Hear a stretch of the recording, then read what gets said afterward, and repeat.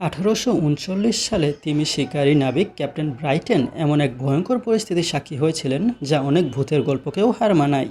তিমি শিকারের জন্য ক্যাপ্টেন ব্রাইটেন এবং ওনার ক্রুকে অনেক দূর দূরান্তে যাওয়ার দরকার হতো। তেমন একটি যাত্রায় ওনারা আন্টার্কটিকার জনমানবহীন একটি জায়গায় যাওয়ার সিদ্ধান্ত নিলেন। কিন্তু তীব্র ঠান্ডা আর বরফ জমাট বাঁধা সাগর পাড়ি দিয়ে যখন ওনারা সেখানে পৌঁছালেন, তখন সেখানে ওনারা একটা তিমি মাছও পেলেন না। আরও খোঁজাখুঁজির পর ওনারা একটি অদ্ভুত জিনিস দেখতে পেলেন। অনেক দূরে একটি জাহাজ। এমন জনমানবহীন জায়গায় একটি জাহাজ দেখতে পাওয়া খুবই অস্বাভাবিক। ভালো মতন পর্যবেক্ষণ করে ওনারা বুঝতে পারলেন এটি একটি ভ্রমণ জাহাজ এবং জাহাজটির অবস্থা খুবই খারাপ। ওনারা চিন্তা করলেন হয়তো এই জাহাজটির মধ্যে যারা আছে ওনাদের সাহায্য দরকার। তাই তিনি এবং ওনার আরও 4 জন সহকারী একটি ছোট নৌকায় করে জাহাজটির উদ্দেশ্যে রওনা করলেন। ওনারা যখন সেই জাহাজের কাছে পৌঁছালেন, তখন ওনারা সেই জাহাজের জানলা দিয়ে দেখতে পেলেন ভিতরে মানুষ রয়েছে। তাই ওনারা জাহাজে উঠলেন এবং জাহাজের দরজায় নক করলেন, কিন্তু কোনো সাড়া পেলেন না।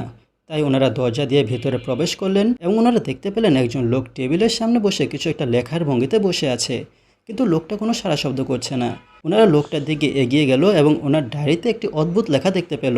ডায়েরিতে যা লেখা ছিল তার অনুবাদ অনেকটা এমন: আইসবার্গে আটকা পড়েছি, অনেক চেষ্টার পরও গত রাতে আগুন নেভে গেছে, এখন বাঁচার আর কোনো আশা নেই। আর ডায়েরির তারিখ ছিল জানুয়ারি 17, 1823, যা কিনা 16 বছর পুরানো। সেই ক্যাপ্টেন এবং ওনার সব ক্রু মৃত। ওনারা সবাই ঠান্ডায় জমে মারা গিয়েছে এবং সেই জায়গাটা এতটাই ঠান্ডা ছিল যে ওনাদের শরীর তখনও প্রিজার্ভ ছিল। ক্যাপ্টেন ব্রাইটন এবং ওনার লোকজন যখন জাহাজটি তল্লাশি চালালেন, তখন দেখলেন অনেকে কাঠ খেলা অবস্থায় জমাট বেঁধে মারা গিয়েছে।